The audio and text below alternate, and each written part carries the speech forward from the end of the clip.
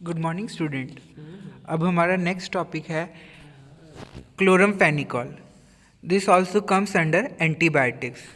It is also non beta lactam antibiotics.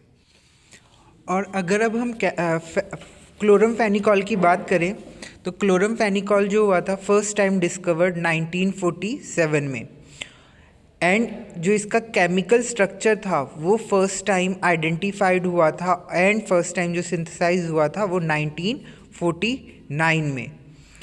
It is one of the World Health Organization list of essential medicines, means कि ये essential medicines के category में आता है। और अगर हम फर्दर इसके बारे में बात करें, it is also available as generic medicine. अगर हम बात करें तो ओरिजिनली जब ये क्लोरमफेनिकॉल डिस्कवर हुआ था, it was used for the treatment of typhoid, but आज के टाइम पे it is almost universal presence of multiple drug resistance of salmonella typhi. मतलब जिस बैक्टीरिया के थ्रू टाइफॉइड होता है, अब जो है क्लोरमफेनिकॉल उस पर असर नहीं कर पाता, बिकॉज वो बैक्टीरिया जो है वो इससे रेजिस्ट हो चुका है। जो क्लोरमफेनिकॉल है वो but still widely use antibiotic है। ये नंबर ऑफ बैक्टीरियल इन्फेक्शंस में यूज़ होती है, और जो ये number of different forms of formulations में आते हैं, जिसमें ऑइंटमेंट्स होते हैं। जनरली जो क्लोरमफेनिकॉल है वो कंजक्टिवाइटिस में यूज़ होती है। फिर उसके बाद नेक्स्ट जो है मेनिंजाइटिस में यूज़ होती है, प्लेग में, कॉलरा में। ये जो डिफरेंट फॉर्म्स की इसकी फॉर्मुलेशंस आती हैं, इंजेक्शंस, ये डिफरेंट बैक्टीरियल इन्फेक्शंस में यूज़ होती हैं। और अगर हम फर्दर बात करें, जो chloramphenicol was initially obtained from Streptomyces venezuelae. It was soon synthesized chemically and commercially product now in all synthetic form. ये जो Streptomyces venezuelae है, it is a species of soil dwelling gram positive bacterium belonging from the genus Streptomyces. In its spores bearing stage, hyphae perfuse both above ground as well as aerial hyphae, and in the soil substrate chloramfenicol. और अगर अब हम इसकी structure की बात करें तो इसमें नाइट्रोबेंजीन होती है। जो नाइट्रो सब्स्टिट्यूशन है that is responsible for the bacterial activity, anti bacterial activity, and it's intensively bitter in taste. अब जो क्लोरमफेनिकॉल का टेस्ट जो होता है वो हाईली बीटर होता है। उसका रीज़न क्या है? बिकॉज इसमें नाइट्रो ग्रुप लगा हुआ है, और यही नाइट्रो ग्रुप के रीजंस की वजह से इसकी जो है एंटी बैक्टीरियल एक्टिविटी शो होती है। Next is the anti bacterial spectrum of chloramphenicol. Chloramphenicol जो है वैसे तो बैक्टीरियोस्टैटिक काम करता है। बैक्टीरियोस्टैटिक्स क्या होते हैं? केमिकल और biological agents that stop bacteria from reproducing, मतलब उनको वो रिप्रोड्यूस होने से फर्दर रोकते हैं। बट हाई कंसंट्रेशन में जो क्लोरमफेनिकॉल है वो बैक्टीरिसाइडल इफेक्ट भी शो करता है कुछ बैक्टीरियाज पे।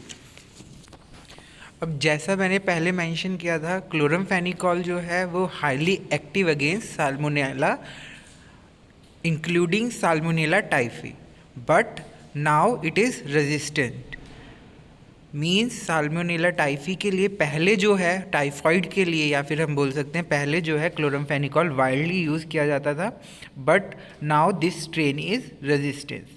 It is more active than tetracycline against H influenza, मतलब कि टेट्रासाइक्लिन से ज़्यादा बेटर है और इफ़ेक्टिव है in case of influenza.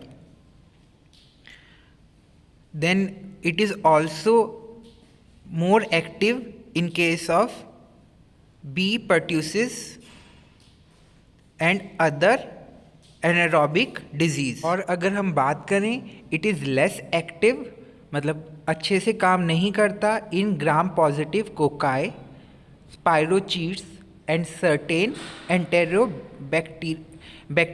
bacterias. Entamoeba and plasmodiums are not inhibited. Means जो ये क्लोरमफेनिकॉल है वो ग्राम नेगेटिव बैक्टीरियाज के लिए इतने अच्छे से वर्क नहीं करता। Next is the chemical structure of chloramphenicol. If we look at the chloramphenicol structure, it is neutral, stable compound with simple structure. And if we talk about the stereochemistry, it has 2 chiral center. Therefore, it has 4 different stereomers, but only D negative threoisomer of the 4 has antibacterial function. Means chloramphenicol के 2 chiral centre हैं, इस वजह से इसकी 4 different orientation या फिर हम बोल सकते हैं स्टीरियोमर्स प्रेजेंट हैं, स्टीरियो आइसोमर्स प्रेजेंट हैं, लेकिन जिनमें से सिर्फ एक ही आइसोमर है जो कि फार्माकोलॉजिकली एक्टिव है, जो एंटीबैक्टीरियल फंक्शन शो करता है। अगर हम अब यहाँ पे स्ट्रक्चर को देखें तो यहाँ पे हमें क्लियरली दिखेगा जो इसके स्टीरियो सेंटर्स हैं वो, और उसके बाद यहाँ पे देखें अगर हम तो इसके स्ट्रक्चर को डिफरेंट पार्ट्स में डिवाइड करें। सो फर्स्टली अगर हम इसमें देखें तो इसमें नाइट्रोबेंजीन रिंग प्रेजेंट होती है। जैसे मैंने इंपॉर्टेंस बताई थी, नाइट्रोबेंजीन रिंग होने के कारण ही जो है इसमें एंटीबैक्टीरियल एक्टिविटी है। फिर उसके बाद देखें इसमें 2 हाइड्रोक्साइल ग्रुप प्रेजेंट है, हाइड्रोक्सी ग्रुप प्रेजेंट है और एक अमाइड ग्रुप प्रेजेंट है, और उसके बाद अमाइड ग्रुप के बाद डाइक्लोरोमोइटी लगी हुई है। सो ये जो है प्रॉपर अगर हम बात करें क्लोरमफेनिकॉल के स्ट्रक्चर की तो इसमें नाइट्रोबेंजीन रिंग प्रेजेंट है, हाइड्रोक्साइल ग्रुप प्रेजेंट है एंड अमाइड बॉन्ड प्रेजेंट है। हमने जैसे हमने डिफरेंट ग्रुप्स की बात करी तो जो इसमें 2 hydroxyl group functional groups present हैं which should make it relatively soluble in water, इसकी वजह से सॉल्यूबल बनना चाहिए था। However aromatic nitro compounds are usually not soluble. ठीक, therefore chloramphenicol has a low aqueous solubility. जैसे मैंने बताया कि 2 हाइड्रोक्साइल ग्रुप हैं उसकी वजह से सॉल्युबिलिटी होनी चाहिए, बट जो नाइट्रो ग्रुप है उसकी वजह से सॉल्युबिलिटी एरोमेटिक नाइट्रोजन की वजह से सॉल्युबिलिटी नहीं होती है, इस वजह से क्लोरमफेनिकॉल की क्या है, लो एक्वस सॉल्युबिलिटी। फर्दर अगर हम बात करें जो इसमें अमाइड ग्रुप प्रेजेंट है जिसमें NH ग्रुप प्रेजेंट होता है। NH groups are often seen as a neutral chloramphenicol because of the electronegativity influence of the 2 chlorine atoms, जो क्लोरीन ग्रुप है उसकी वजह से इसमें इलेक्ट्रोनेगेटिविटी है, इसलिए ये मोर एसिडिक है। जैसे अब मैंने बताया कि NH की वजह से न्यूट्रल होना चाहिए था, लेकिन अब इसमें 2 इलेक्ट्रोनेगेटिव ग्रुप प्रेजेंट है डेट इज क्लोरीन, जिसकी वजह से क्लोरमफेनिकॉल जो है वो एसिडिक इन नेचर का होता है। Those cause an unusual electron movement from the amide nitrogen to the carbonyl group, इस वजह से जो है इसकी एसिडिक करैक्टर आता है। अगर अब हम केमिस्ट्री की बात, ये चीज़ें मैंने कुछ इनिशियल में ही मेंशन करी हैं, जैसे ये बैक्टीरिया से स्ट्रेप्टोमाइसिस वेनिजुले बैक्टीरिया से जो है ये आइसोलेट किया जाता है। फिर बाय एलरिच 1947 में फर्स्ट टाइम इसको आइसोलेट किया गया था। नेक्स्ट जो है ये अब नाउ सिंथेटिकली सिंथेसाइज किया जाता है और इसका नाम क्या है, chloromycetin, as it contain chlorine atom and was obtain from actinomycetes species. अगर हम और एंटीबायोटिक्स को देखें तो ये जो क्लोरमफेनिकॉल है this is the only antibiotic which have para nitro group and electron withdrawing group which is essential for the activity. So इसमें इलेक्ट्रॉन नेगेटिव ग्रुप या फिर इलेक्ट्रॉन विड्रॉइंग ग्रुप प्रेजेंट है जो कि असेंशियल है फॉर द एंटीबैक्टीरियल एक्टिविटी। और जो 2 hydroxy group present है फर्स्ट एंड थर्ड पोजीशन पे डाइक्लोरोएसिटामाइड ग्रुप जो है वो C2 पे प्रेजेंट है। ये जो है ये सारी चीज़ें मैंने पहले आपको बता दी हैं। इसके स्टीरियो आइसोमर्स के बारे में भी हमारी बात हो चुकी है कि इसके 4 स्टीरियो आइसोमर्स होते हैं, लेकिन जो मेजरली एक्टिव होता है उसमें से सिर्फ एक ही है, और जो सारे स्टीरियो आइसोमर्स हैं इसके वो इनएक्टिव होते हैं। अगर अब हम इसके फिजिकल प्रॉपर्टीज़ की बात करें तो इसका जो कलर होता है वो वाइट या फिर ग्रेइश वाइट कलर का होता है। It exist as crystalline powders और क्रिस्टल्स और in the form of elongated petals, plates और निडल शेप्स के होते हैं। फिर फर्दर अगर हम इसके बारे में बात करें, इट इज़ ऑर्डरलेस और इसका जो टेस्ट होता है वो बिटर होता है। This bitter taste is marked by the preparing its palmitate esters. जो इसके पैल्मिटेट एस्टर्स बनाए जाते हैं जिसके थ्रू इसका बिटर टेस्ट जो होता है वो मास्क किया जाता है। नेक्स्ट पॉइंट है about solubility of chloramphenicol. Chloramphenicol जो है वो slightly soluble in water, freely soluble in alcohol and propylene glycol. It's 0.5% aqueous suspension has a pH of 5 to 7.5। ये जो इसके aqueous suspension की pH होती है वो होती है 5 से लेके 7.5 तक। नेक्स्ट पॉइंट है stability and storage of chloramphenicol.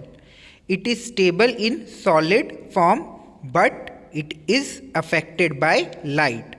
Means solid form में यानी कि पाउडर टैबलेट के फॉर्म में वो सॉलिड है क्लोरमफेनिकॉल, स्टेबल है सॉरी, बट ये जो है लाइट से अफेक्ट होता है। इस वजह से इसको क्या है, it should be stored in well closed container जहाँ पे मॉइस्चर ना आ सके।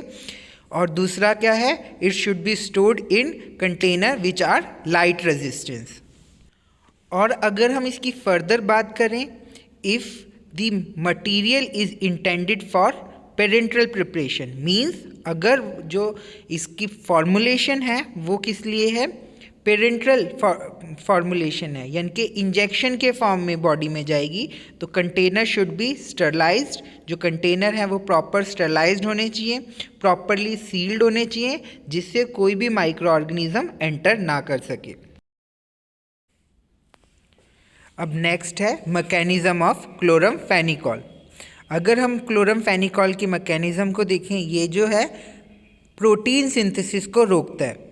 किस तरीके से रोकता है, inhibit the transpeptidation. Transpeptidation occur linking the peptide chain on tRNA at P site of amino acid on incoming tRNA at R side. Means जो ट्रांसलोकेशन होगी T से A जाने की, वहाँ पे ये क्या है, इनिबिट करेगा क्लोरमफेनिकॉल। इसी तरीके से इसके जो कुछ और हैं, जैसे टेट्रासाइक्लिन का भी दिखाया हुआ है यहाँ पे, और अमाइनोग्लाइकोसाइड का भी मैकेनिज्म ऑफ एक्शन दिखाया हुआ है। और अगर अब हम इसके मैकेनिज्म ऑफ एक्शन को फ्लो चार्ट के फॉर्म में देखें, तो chloramphenicol irreversibly bind to the 50S ribosome sub unit. Phenicol जो है, क्लोरमफेनिकॉल जो है वो 50S राइबोसोम सब यूनिट से बाइंड कर दिया, जिसकी वजह से प्रिवेंट क्या हुआ, फॉर्मेशन ऑफ पेप्टाइड बॉन्ड, यानी कि वो नई ट्रांसलोकेशन जाके वहाँ पे पेप्टाइड बॉन्ड जो है वो फॉर्म नहीं हो पाया, जिसकी वजह से अल्टीमेट चीज़ क्या होगी, ये जो प्रोसेस है सारा का सारा कहाँ पे हो रहा था, प्रोटीन सिंथेसिस के लिए हो रहा था। जो पूरा प्रोटीन सिंथेसिस का प्रोसेस है, जिस वजह से अल्टीमेटली वो रुक जाएगा। इस तरीके से क्या है, क्लोरमफेनिकॉल जो है एक्ट करता है। अब नेक्स्ट अगर हम बात करें रेजिस्टेंस ऑफ क्लोरमफेनिकॉल, तो बेसिकली क्लोरमफेनिकॉल किन किन कारण से रेजिस्टेंस हो सकता है। अब क्लोरमफेनिकॉल जैसे हमने मैकेनिज्म की बात करी थी, कहाँ पे बाइंड हो रहा है, 50S राइबोसोम सब यूनिट पे। तो अगर उस राइबोसोमल यूनिट में म्यूटेशन हो जाए, बैक्टीरिया के राइबोसोमल यूनिट में म्यूटेशन हो जाए, चेंजेस आ जाए उसमें, तो तब प्रॉब्लम हो सकती है, वहाँ पे जो है क्लोरमफेनिकॉल रेजिस्ट हो जाएगा, काम करना बंद कर देगा। उसके बाद नेक्स्ट पॉइंट क्या है, decrease permeability of drug to the microbial cell wall. Means कि वहाँ पे जब वो सेल वॉल के अंदर एंटर हो रहा है, क्योंकि वहाँ पे सेल वॉल के अंदर उसको एंटर होना पड़ेगा प्रोटीन सिंथेसिस को रोकना है, तो जब वो सेल वॉल के अंदर एंटर हो रहा है वहाँ पे ही उसकी जो है परमेबिलिटी यानी कि एंटर होने की एफिकेसी कम हो जाए। तो उस केस के अंदर भी जो क्लोरमफेनिकॉल की है रेजिस्टेंस कॉज हो सकती है। थर्ड पॉइंट है प्रोडक्शन ऑफ इनएक्टिवेटिंग एंजाइम, यानी कि कोई एंजाइम ऐसा प्रोड्यूस हो जो कि क्लोरमफेनिकॉल को डिस्ट्रॉय कर दे, उसके स्ट्रक्चर को प्रॉपरली स्ट्रैंड ना लेने दे, तो इस वजह से भी क्या हो सकता है, क्लोरमफेनिकॉल की रेजिस्टेंस हो सकती है। अब कौन कौन से एंजाइम हैं जो ऐसे कर सकते हैं, जैसे एसिटाइल ट्रांसफरेज।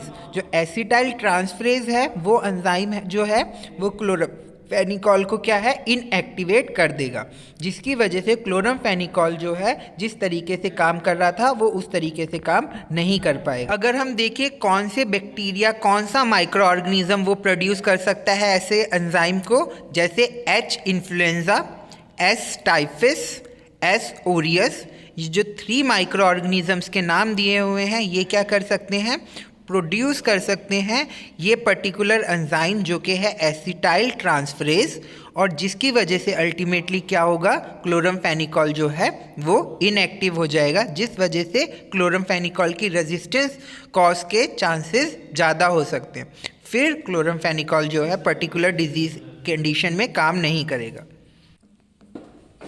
अब जो नेक्स्ट पॉइंट है वो है एडवर्स इफेक्ट ऑफ क्लोरमफेनिकॉल। अगर हम एडवर्स इफेक्ट की बात करें क्लोरमफेनिकॉल के, तो वो डिफरेंट साइड पे हो सकते हैं। सबसे फर्स्ट जो है आपका hyper sensitivity reaction. Hyper sensitivity reaction में स्किन रैशेस हो सकते हैं, फीवर हो सकता है, एंड एंजियोओडीमा मीन्स आपको क्या हो सकता है, स्वेलिंग हो सकती है, डिफरेंट जगह पे इन्फ्लेमेशंस हो सकती हैं। नेक्स्ट है जीआईटी पे। जीआईटी पे क्या क्या इफेक्ट हो सकता है, nausea, vomiting and diarrhoea. Next है ऑन ब्लड और बोन। ब्लड के केस में क्या हो सकता है, जो क्लोरमफेनिकॉल को अगर आप लॉन्ग टर्म के लिए कंज्यूम करते हो तो वहाँ पे अनीमिया होने के यानी कि डेफिशिएंसी ऑफ हीमोग्लोबिन उसके चांसेस बढ़ जाते हैं। नेक्स्ट है bone marrow suppression. Bone marrow suppression जो है मोस्ट सीरियस इफेक्ट है क्लोरमफेनिकॉल का, और ये 2 तरीके से होता है। एक जो होता है जिसमें होता है डोज डिपेंडेंट जो कि रिवर्सेबल होता है, एक होता है non dose dependent. Dose dependent के अंदर क्या आता है, suppression of bones, means bones में डिफॉर्मिटीज़ आ जाती हैं। फिर उसके बाद अनीमिया, ल्यूकेमिया, ये जो है इसके फर्दर सिम्टम्स होते हैं। उसके बाद नेक्स्ट जो है वो है non dose dependent which is fatal. Means अगर आपने थोड़े अमाउंट में भी क्लोरमफेनिकॉल को कंज्यूम किया तो उस टाइम पे क्या होगा, it can lead to the death of life. So इस केस में क्या होता है, क्लोरमफेनिकॉल एडमिनिस्ट्रेशन जो होता है वो फैटल होता है, means we should not consume in any form. अगर अब हम नेक्स्ट साइड इफेक्ट की बात करें, that is grey baby syndrome. Grey baby syndromes को ग्रे या फिर ग्रे सिंड्रोम्स भी बोलते हैं। ये रेयर होता है but it is also a serious side effect of chloramphenicol. ये जनरली न्यू बॉर्न इन्फेंट में होता है। अगर प्रेग्नेंट वीमेन क्लोरमफेनिकॉल को कंज्यूम करती है तो उस केस में ग्रे बेबी सिंड्रोम्स होने के चांसेस होते हैं। अब अगर हम ग्रे बेबी सिंड्रोम्स के बारे में थोड़ा सा पढ़ें तो ग्रे बेबी सिंड्रोम्स की पैथोफिजियोलॉजी जनरली क्या होती है, due to the lack of UDP glucuronyl transferase enzyme system of infants, especially premature infant, is immature and incapable of metabolizing excessive drug load. Means जो न्यू बॉर्न बेबीज़ होते हैं या फिर जो प्री मेच्योर बेबीज़ होते हैं या फिर जो डेवलपिंग स्टेज में बेबीज़ होते हैं उनमें इस एंजाइम की कमी होती है। यूडीपी ग्लूकोयूरोनाइल ट्रांसफरेज एंजाइम की उनमें क्या होती है, कमी होती है, जिसकी वजह से जो वो ड्रग है यानी कि क्लोरामफेनिकॉल है उसको मेटाबोलाइज नहीं हो पाएगा। अगर उसको एक्सेसिव कंज्यूम किया जाएगा तो वो मेटाबोलाइज नहीं हो पाएगा, जिसकी वजह से अल्टीमेटली क्या होता है, insufficient renal excretion of conjugated drugs, और जो बॉडी से वो क्या है ड्रग जो है निकलेगा नहीं, जिस वजह से ये particular disease that is grey syndrome या फिर ग्रे बेबी सिंड्रोम जो है वो कॉज हो जाता है। जो है वो है सिम्टम्स। क्या सिम्टम्स होते हैं ग्रे बेबी सिंड्रोम्स के, जैसे हम पिक्चर में भी देख पा रहे हैं, इस तरीके से जो है स्किन कलर हो जाता है। अगर हम सिम्टम्स की अब बात करें, loss of appetite, vomiting, grey colour of skin, hypotension that is low blood pressure, then blue discoloration of lips and skin, means blue colour के जो है लिप्स और स्किन हो जाते हैं, then hypothermia, cardiovascular collapse, abdominal distension, irregular respiration, and last is increased blood lactate. और अगर हम नेक्स्ट देखें तो इसके डिफरेंट ड्रग्स इंट्रैक्शन क्या होते हैं, मींस किन ड्रग्स के साथ जो है क्लोरामफेनिकॉल को कंज्यूम नहीं करना चाहिए। जैसे पैरासीटामोल के साथ नहीं करना चाहिए क्योंकि enhance the bio availability of chloramphenicol, means 28% जो है क्लोरामफेनिकॉल जो है ज़्यादा एब्जॉर्ब होना शुरू हो जाएगा। नेक्स्ट पॉइंट है, chloramphenicol is a potent enzyme inhibitor and inhibit the metabolisms, means जो एंजाइम ये फॉलोइंग ड्रग्स को मेटाबोलाइज करते हैं उनके वो एंजाइम्स को इनिबिट करता है क्लोरामफेनिकॉल, जैसे वारफरीन, मॉर्फिन एंड क्लोरप्रोपेमाइड। वारफरीन जो है अगर उसकी मेटाबॉलिज्म इनिबिट होएगी तो increase risk of bleeding, means जो ब्लीडिंग के रिस्क हैं वो बढ़ जाएंगे। मॉर्फिन की होएगी तो रेस्पिरेटरी डिप्रेशन कॉज होने के चांसेस बढ़ जाएंगे, और क्लोरप्रोपेमाइड की होएगी तो increase of hypoglycaemia. Next, chloramphenicol plus penicillin can cause antibiotic antagonisms, means chloramphenicol और पेनिसिलिन एक दूसरे के इफेक्ट को क्या करते हैं, अपोज करते हैं, इसलिए इन दोनों को भी साथ में कंज्यूम नहीं किया जाता। नेक्स्ट देखें यूजेस ऑफ क्लोरामफेनिकॉल। जैसे इनिशियल में ही बताया गया था, क्लोरामफेनिकॉल जो है वो ब्रॉड स्पेक्ट्रम एंटीबायोटिक है, यानी कि नंबर ऑफ डिजीज़ कंडीशंस में जो है क्लोरामफेनिकॉल यूज़ होती है, जिसमें आते हैं typhoid fever, paratyphoid fever, meningitis, urinary tract infection, infection of ear and eye, superficial infection of skin. Chloramphenicol is more effective when given in the conjugation with ampicillin or cotrimazole. जो है different pharmaceutical formulations of chloramphenicol. Chloramphenicol comes as capsules, ear drops, eye ointment, injections and suspensions के form में, और यहाँ पे कुछ उसके brand names दिए हुए हैं। अगर हम देखें, ये यहाँ पे पिक्चर्स दिखाई हुई है मैंने, जो डिफरेंट फार्मूलेशंस हैं क्लोरामफेनिकॉल्स की, डिफरेंट ब्रांड्स की पिक्चर्स शो की हुई है। Thank you. I hope this video is very informational for you.